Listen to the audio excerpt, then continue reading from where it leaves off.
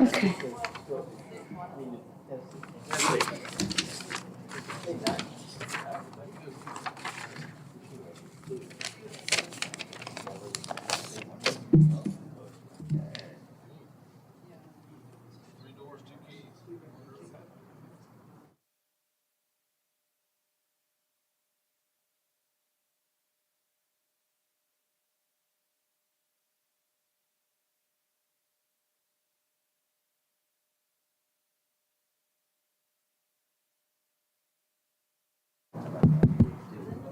Hi, everyone. Thank you for being here. We're going to start in a few minutes, 3 to 4 minutes. We're just waiting for some of the community members that we're helping to host Sesshu to get here. There's a lot of traffic, but they should be here soon. So I just apologize for the delay, but I wanted to let you know what's going on.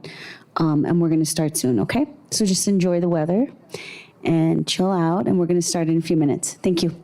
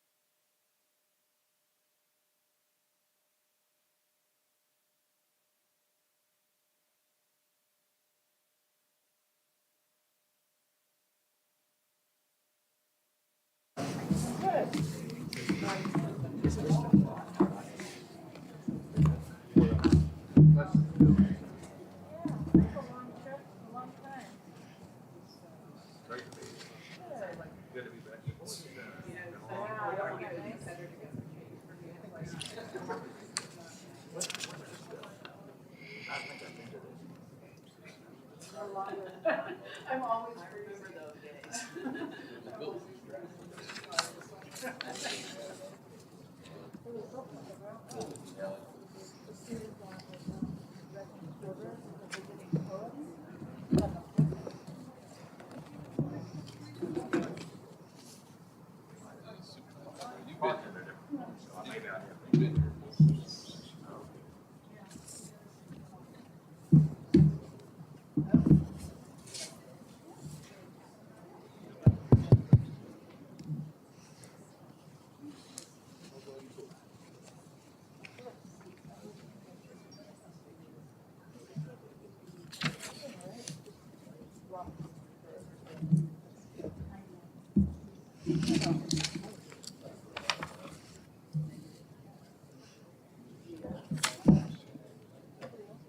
I don't know where Fareed is at.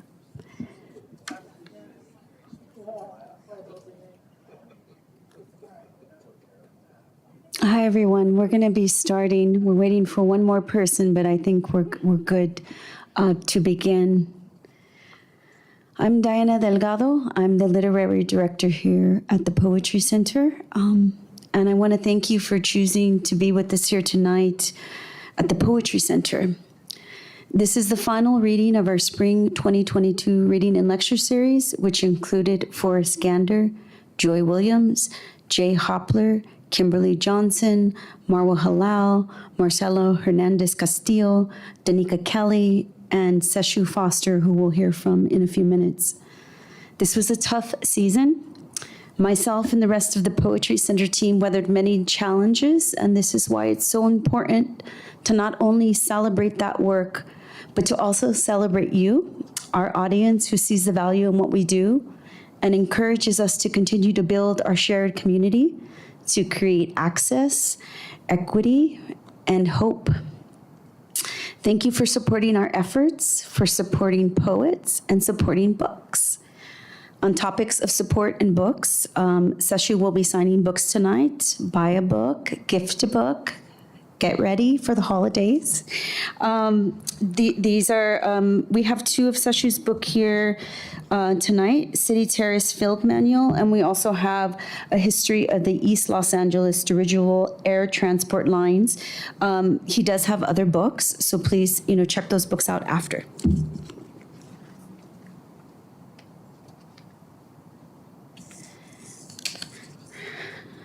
Tonight, I'm honored to introduce Sesshu Foster, poet, novelist, educator, East LA historian, and radical champion of social and racial justice. Foster holds an MFA from the Iowa Writers Workshop and once worked as a firefighter in Colorado's Rocky Mountains. It's hard not to mention that, Sesshu. I was so intrigued and a little jealous of that solitude.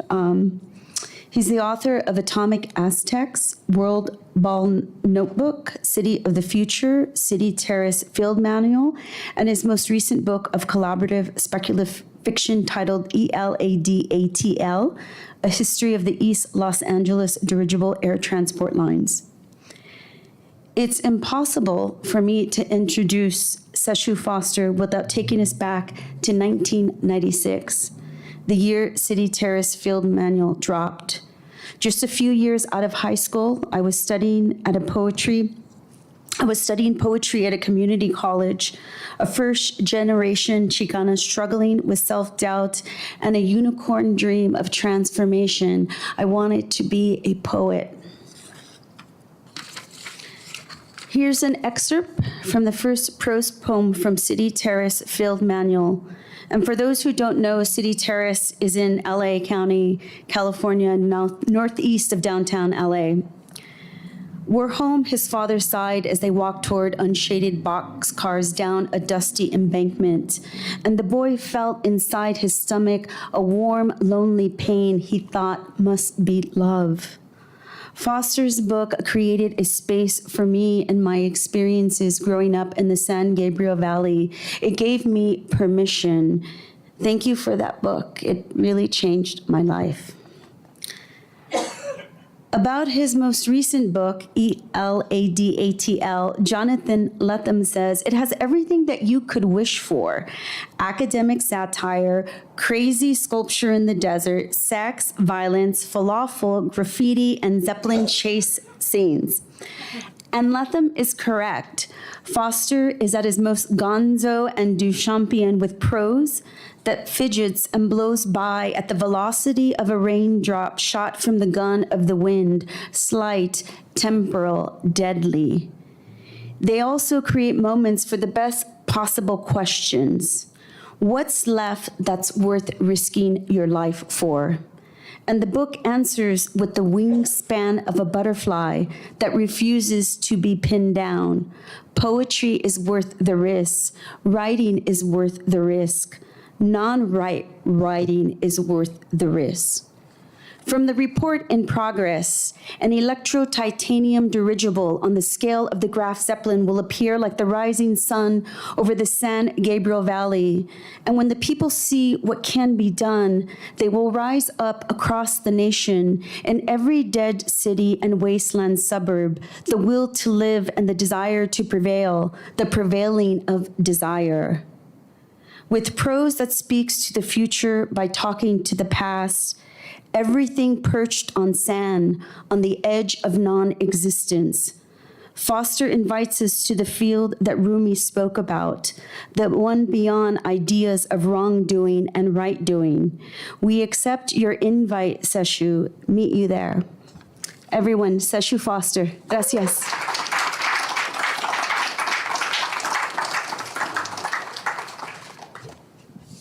Thank you, Diana, for that very generous introduction.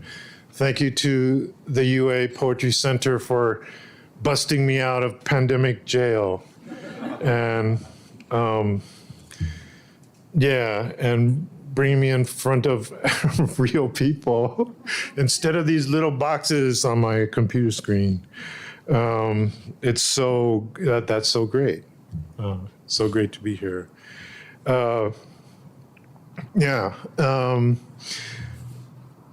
So I'm a little nervous or something, and I need to take a breath.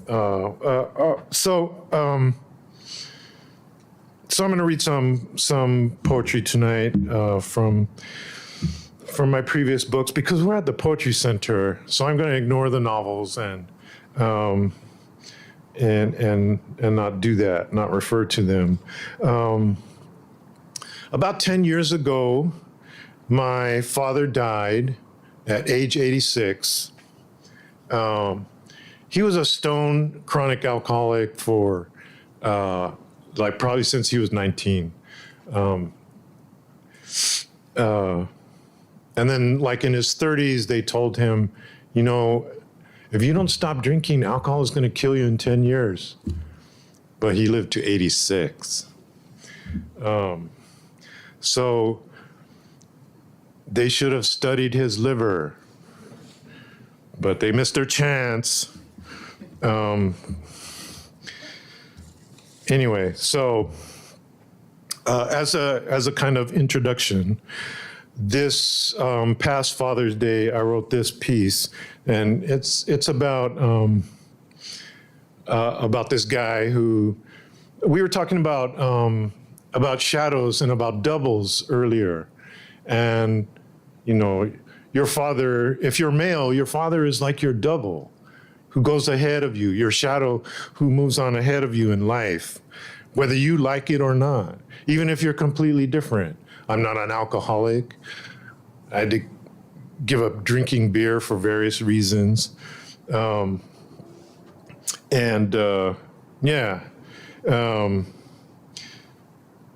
Very different, but nevertheless, your father can lay their fingerprint on you and it'll be lasting for the rest of your life. So this is a piece called Father's Day. My father was an alcoholic who I heard threatening my mother. I'll hit you right in the face with this fucking frying pan when I was 5. We played on the side yard with neighbor kids who heard mom's screams out of the kitchen window. Dad was also someone who told me he thought Sonny Liston was going to beat Cassius Clay. I told him Cassius Clay is going to win because of alliteration. And he did win. On the small transistor radio in the garage as he lowered a rebuilt engine hanging from a pulley on chains on a tripod into a Dodge Rambler. His father, my grandfather, working with him together, Dad helped and connected it. Dad was drunk when he painted, not when he started, but by the time he finished, Mom said. That's why his paintings look like that. Dad was the first to tell me about Bela Bartok, Cesar Vallejo, Mark Rothko, D.T. Suzuki, living with intensity and art. But it was Mom who fed and clothed us. And when I lacerated my neck on that stray nail Dad left sticking out of a chinning bar that he built for himself in the backyard, it was Mom who drove me to town to get those, whatever it was, 30 or 60 or 100 stitches in my neck. So my fathers were mostly my mom, the only mother, right, who mothered my 6 brothers and sisters, who once also thought about being an artist and who was a student when she met Ray, who tried for 10 years to make that marriage survive while trying to survive that marriage. She was as much my father as my dad. For all his enthusiasms and ideas, his travels that circumscribed the globe, 2 other wives and a couple girlfriends, and his suffering an incurable restlessness, Mom wasn't just talk. She got it done.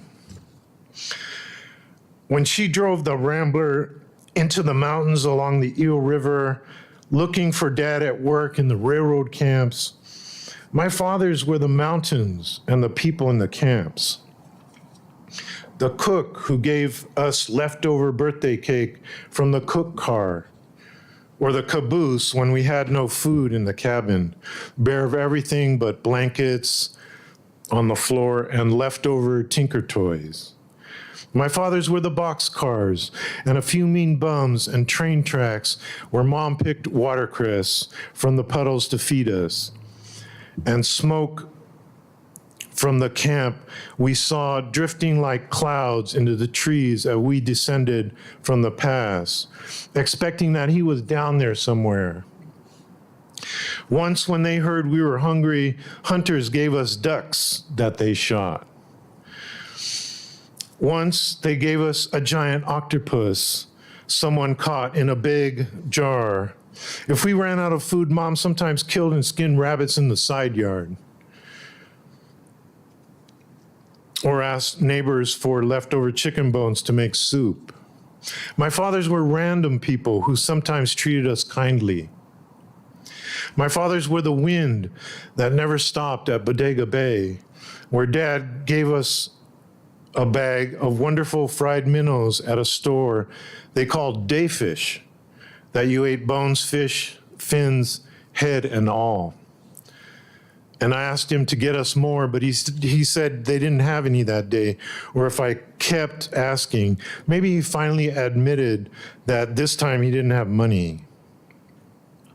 We went down on the beach there, and I was hungry, and he caught a blue crab in the rocks and insisted we light a fire in the wind and try and cook and eat that little crab. My fathers were the cliffs, bays, and winding highways of the coast, unfurling as far as we could see in the haze of distance with a vast horizon over the ocean.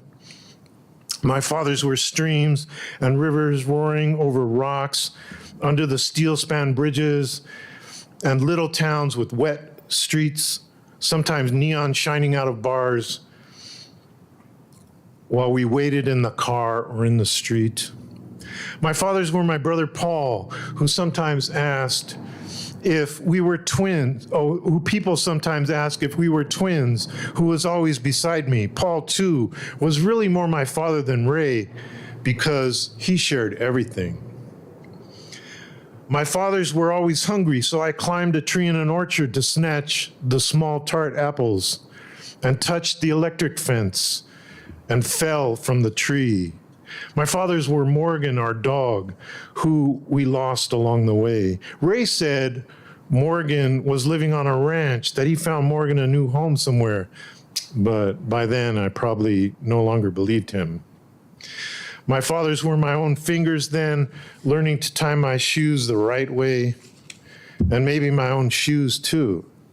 Black and white sneakers I loved to wear.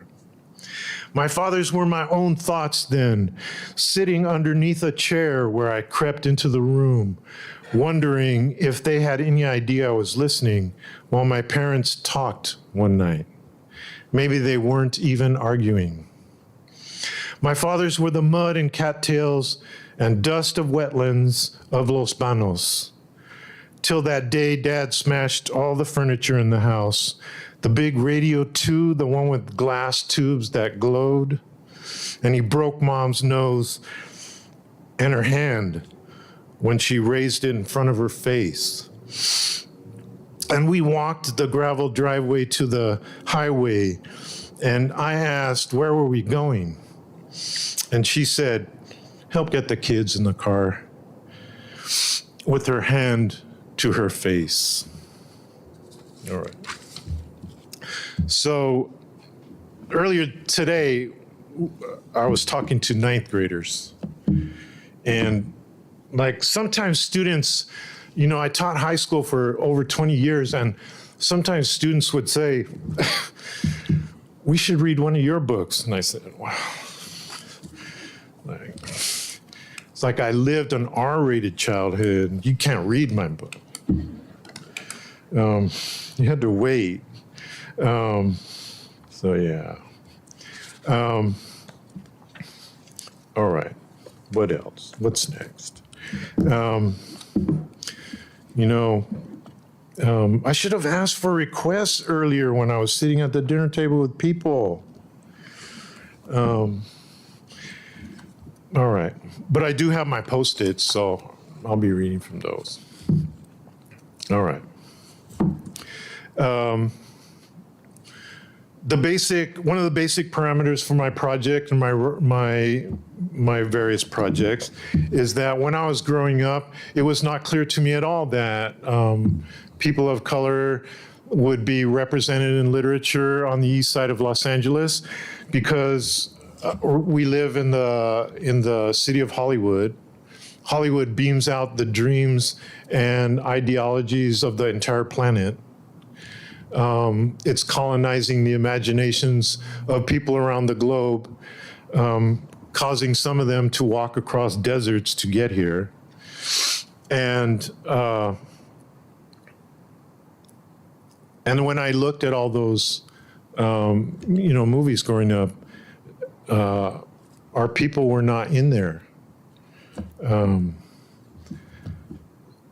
So part of my project was to document lives, voices, and experiences of people in Los Angeles, in East Los Angeles, which I consider to be like the rain shadow of Hollywood. And the rain shadow is that part of the desert landscape where rain doesn't land because it hits the mountains first and goes a different direction. And so I felt like we grew up in the rain shadow of the imagination, where, people become shadows. People become extras.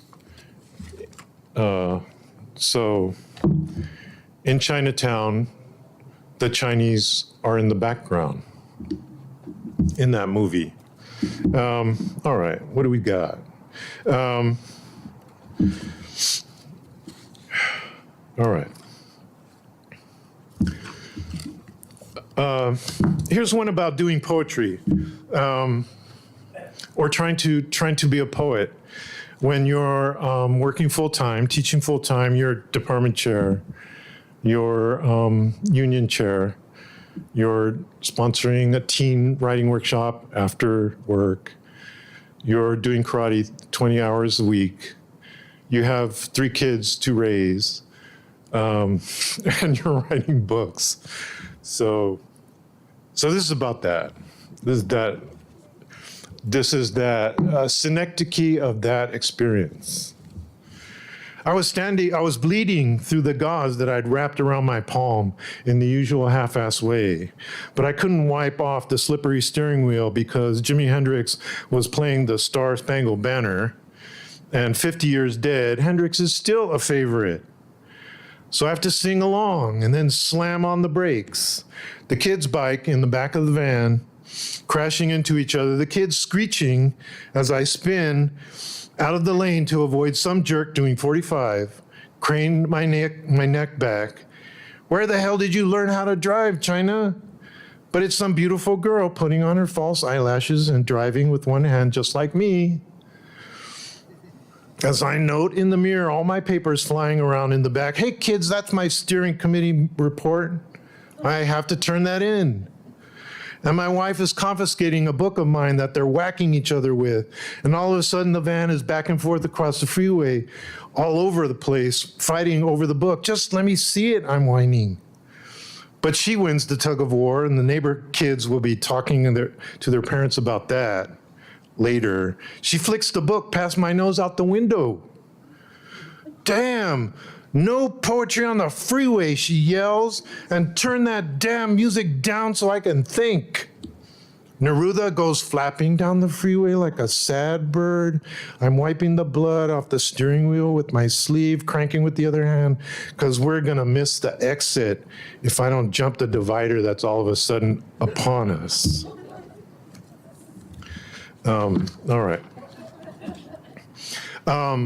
So I think that I should read some more freeway poems because this is Los Angeles we're talking about. Wonder if I gotta have some someplace. Oh, I know. All right. So,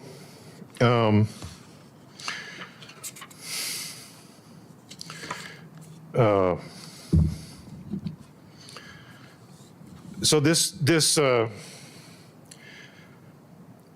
book, it's called World Ball Notebook, and it's about the 10-year period that my kids were in soccer. They grew out of it. They went to college, moved out of the house, and so forth. So there's a time jump from the van to this poem here. And it's game 117. The poems in this book I just called games because we kept going back to that soccer field over and over and over, and if you're working full time and you're engaged in all these different activities, and then the kid needs to go to soccer, you're like, oh man, again. And then you're out there yelling like, go! Because like they didn't even have soccer when I was a kid. So like, you don't even know the rules. Like, what do you mean offsides? She's faster than everybody. And then the kid afterwards is like, Dad, stop yelling. Anyway, whatever. All right, so she went to college, and then her first year out of college, she went to the California Maritime Academy, the only maritime academy on the West Coast, probably the only college on the West Coast that has 100% employment after graduation for you students who want a job. She graduated with a third mate's Coast Guard license, which means that she can pilot ships. She went up to the Arctic Circle and ran tugboats during the summertime, working with these all-male crew of ex-cons and whatever. She got herself a big knife. And in her first 6 months after college, she made more than me after 30 years of teaching. I resent that. Whatever. She'd just be like, Dad, get on with it.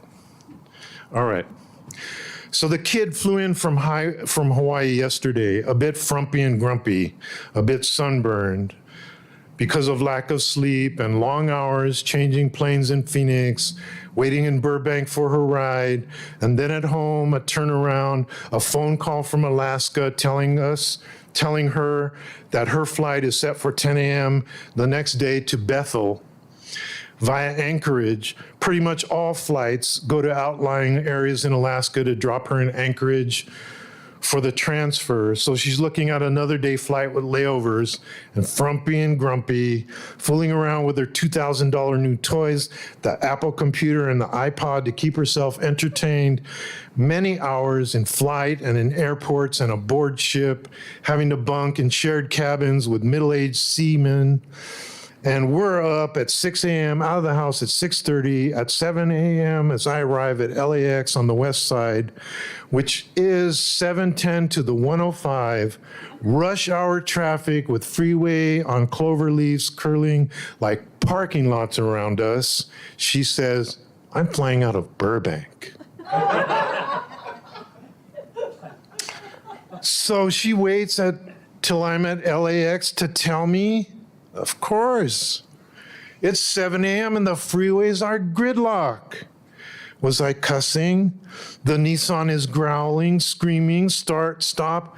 It's fucking rush hour.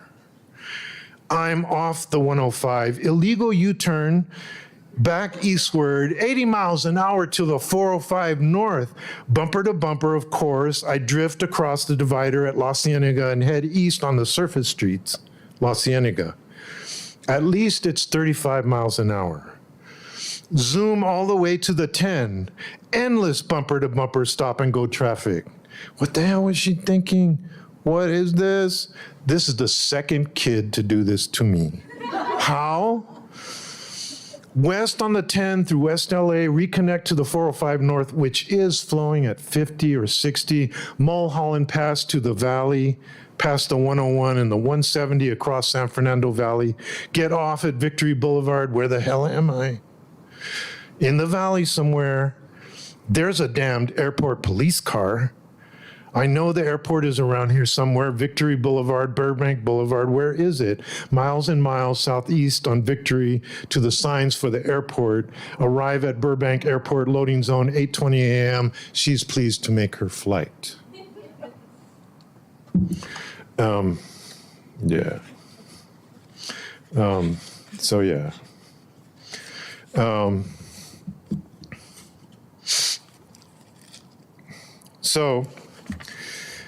Make time to make time. Some of these things depend on luck. If you're going to make it or whatever. All right. One more in that vein. This is a poem that I could read to students that refers to the R-rated childhood without actually using those details. Again, synecdoche again, synecdotal. Game 112. The last time I had to wait in those long lines at the DMV to renew my license, I didn't bring a book or anything, so I stood in the lines for an hour or two while they wound through the afternoon. Yeah, so I don't know if they have that in Arizona, but like maybe you just go online, do a digital thing, and you're out of there. Well, in California, it was just like lines out the building. Back to the poem. All right. So for an hour or two, while they wound through the afternoon watching the people, including the wild-haired man with his small wild-haired daughter, who, when they finally reached the front of the line, was told he was waiting in the wrong line. The woman was sorry, but there's nothing she could do for him. He turned to us as the clerk put a "Next window, please" sign on the counter with his wild hair and his little girl's hand in his. Well, what are we going to do about it? Finally, after I filled out a form at the one window and paid at the other window and got near the front of the final line for my picture, I was clapped on the back by a thick vato who appeared out of nowhere. "You don't remember me, do you?" he laughed. And I vaguely did remember him from years ago, not his name, of course. And I could see he'd been lifting weights in La Pinta. He could see in my eyes what I was reading in his, and his steely gaze. "That's right, I remember you, man," he said, moving behind me into the line, and no one bothered to object. I realized the clerk with the camera was calling my name. "Please remove your glasses," she said. The guy behind me gave me a friendly shove forward. "Smile, Holmes," he said. "That's why I look like that on my license." All right. Okay.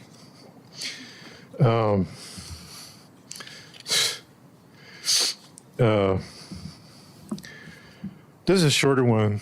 And it's about a serious subject. It's about those people who are walking across from the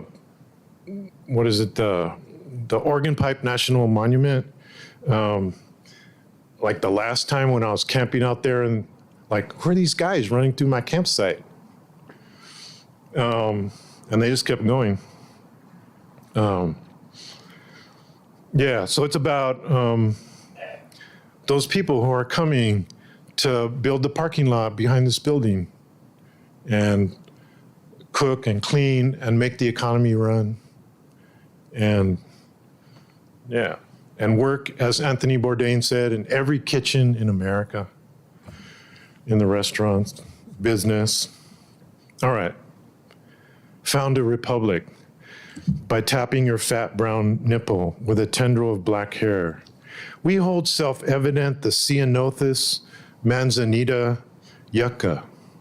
Deliver an ink-stained fingertip to the tongue and lips, the body's republic of desert night, running lights like semis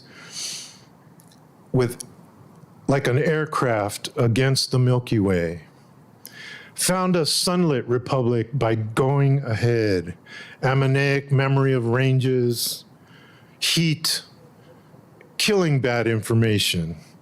Found a living republic by staying alive, where even plastic jugs, distances, and boxcars may live.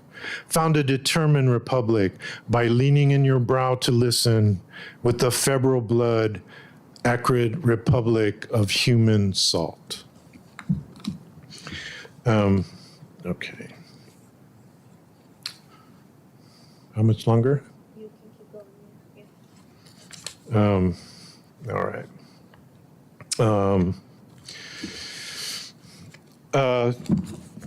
So this poem, so that poem is just short. Like, sometimes you get asked as a poet to read at some kind of sort of fancy event, like at the Disney Opera Hall downtown, and then you're all proud and you're like, wow, $500 just to read one poem, and you go there, and then because it's the Disney Hall though, and then when they see you, they're like, oh yeah, we invited a poet.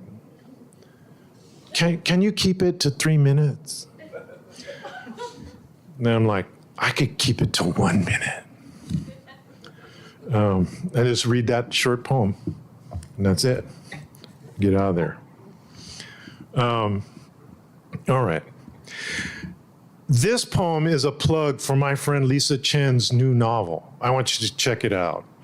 It's called Activities of Daily Living, ADOL, which is a term, like a convalescent facility term that indicates the level of disability that handicapped or disabled people or injured people or elderly people suffer from when they cannot do those activities of daily living, like tie your shoes, walk to the bathroom, stuff like that. Her book is about that. Her book is about her activities of daily living, partly as a caretaker to her aging and dying stepdad. So her book is about that. It's not really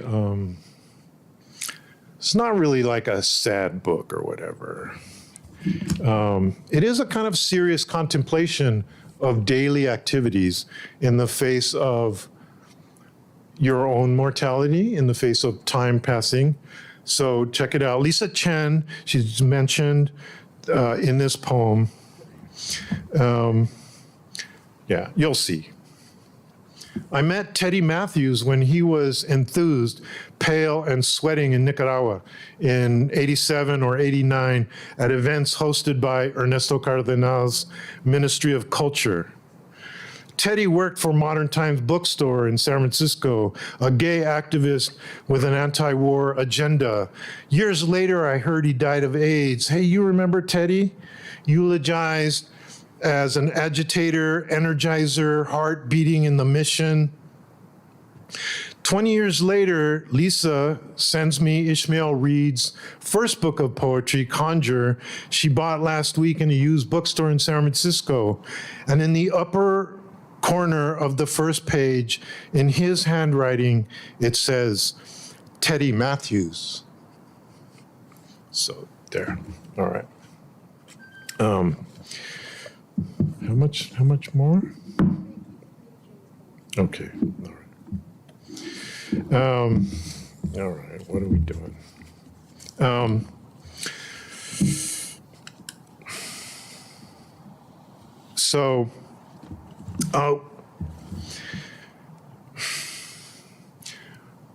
When you're among poets, then you're always discussing poetry, obviously, good, bad poetry, what your process is like, what you can do with it. A bunch of the poems in this book were originally written as postcards, and a bunch of them I fold into the book because a postcard is a thing that, one, it has that surrealist juxtaposition of text and image that are somewhat random, like Exquisite Corpse, and also it goes from point A to point B in some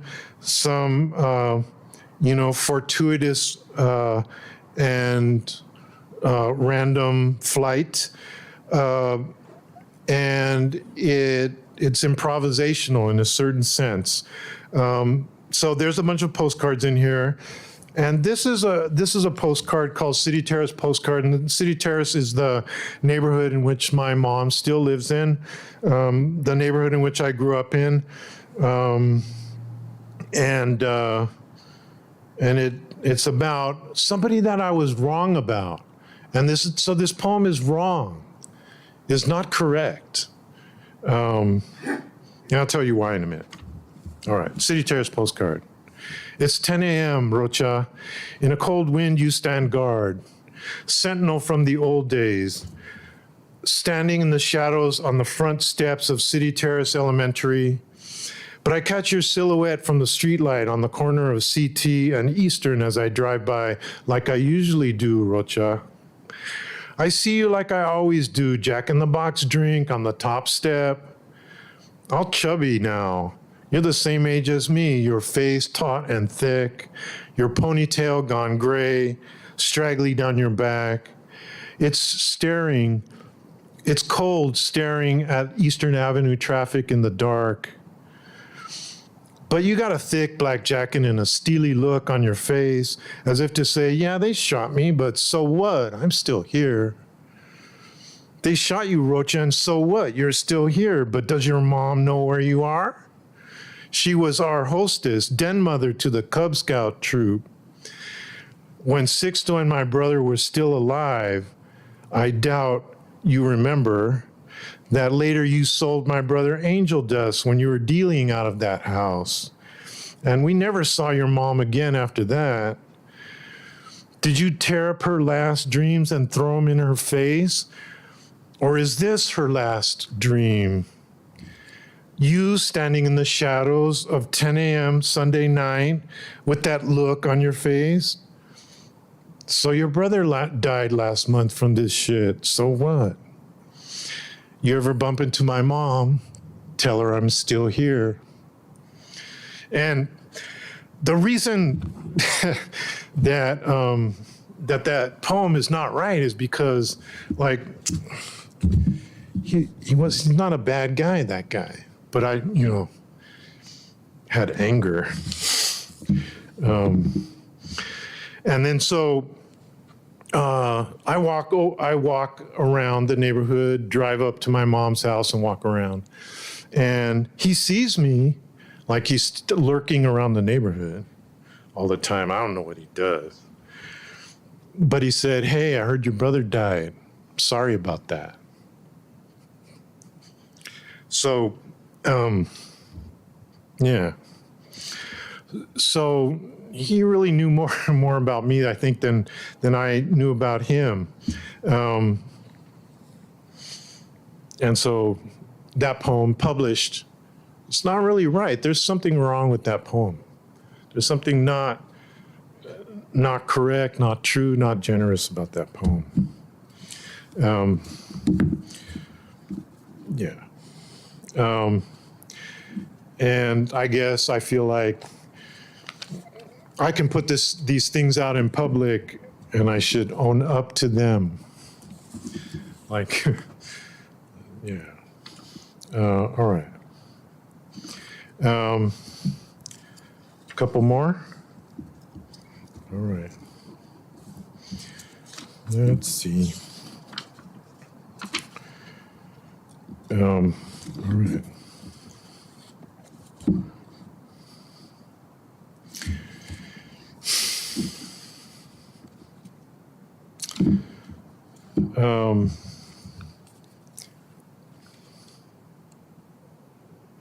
So this one connects to that Father's Day poem that I read. And I didn't consciously decide that, oh yeah, I need to write all these poems about my dad.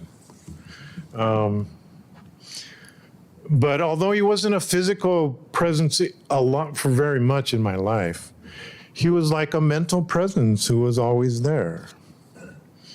All right. So another portrait of Dad. I saw Dad sitting on the porch of the rooming house at 6th Street, San Jose, leaning back in a ratty chair with a tall can in his hand. He hadn't shaved or cut his hair in months. I saw him before he saw me, staring off at some distant point. When he fixed on my face as I crossed the yellow lawn, he recognized me and grinned. Okay. I saw Mario Ibarra standing in the center line of Sunset Boulevard at dusk, between lines of streaming traffic. I yelled, "Hey, Mario!" driving by, but I don't think he heard me. I saw Celine Santiago at the Alhambra Farmers Market, and when I turned around, she was gone. In a warm summer drizzle in Manhattan, somebody said, "I heard someone call your name."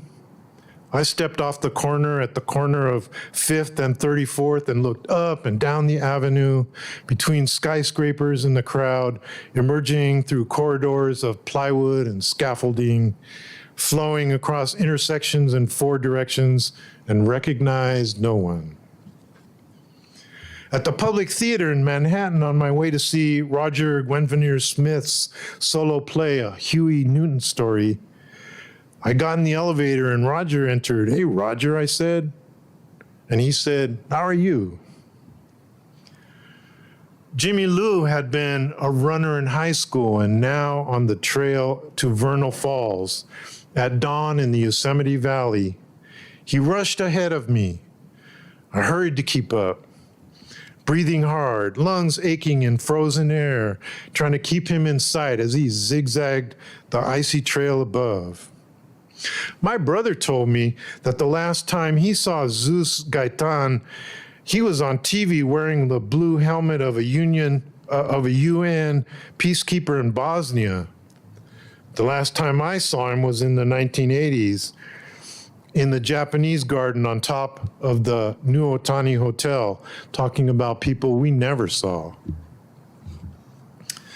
I had the wife and kids in the pickup truck. We visited one of my wife's college friends who was working as a public defender in San Jose.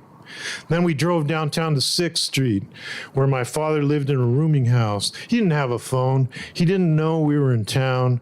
One of the boarders, whose name was maybe Kevin, that he mentioned in his letters, said my father was out, but he'd tell him that we came by.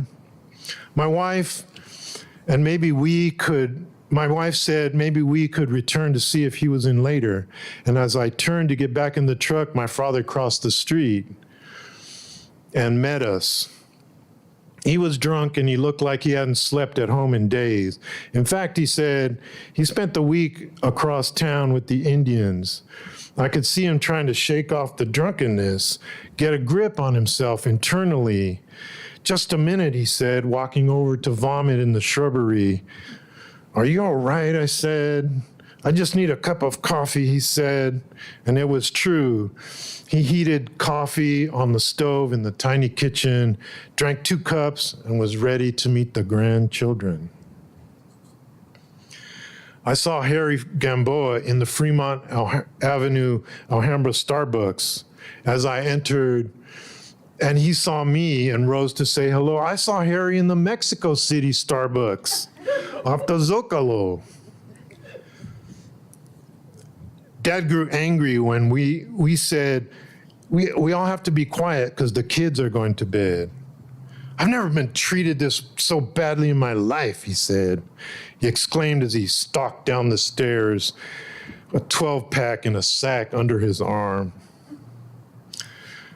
The first time I saw Lawrence Ferlinghetti, I was walking towards City Lights bookstore and he was outside arranging books in the window. I saw Rick Harsh sitting on my balcony, smoking and drinking a beer, emitting anxious smoke like my brother. I saw a raven clucking and burbling in the tree in Yosemite Creek. Later, a raven, maybe the same one, was taking a dust bath in the road. I saw Ernesto Cardenal under the leaves in the fairgrounds in Managua, where we went for the first international book fair. The U.S. booth consisted of a consortium of small presses, Children's Book Press of San Francisco, Calyx Press of Oregon, Curbstone Press out of Connecticut, West End Press out of Albuquerque. The Cubans and Mexicans had big booths the next aisle over.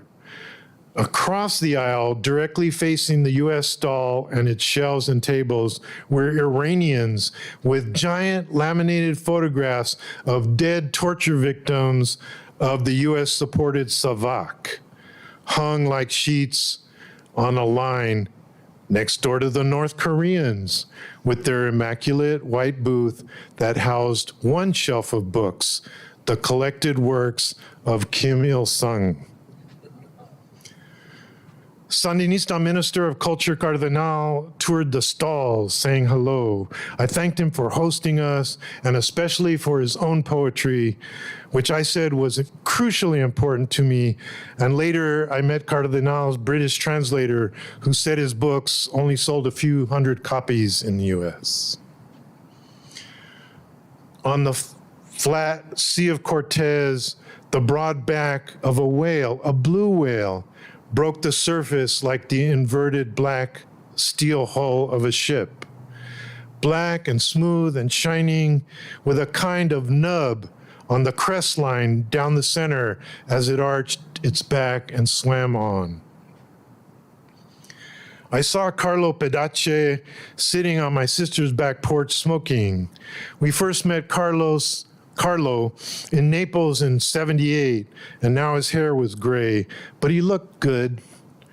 3 generations of distant family gabbed around him, but he was thinking of something else. He looked like he was waiting.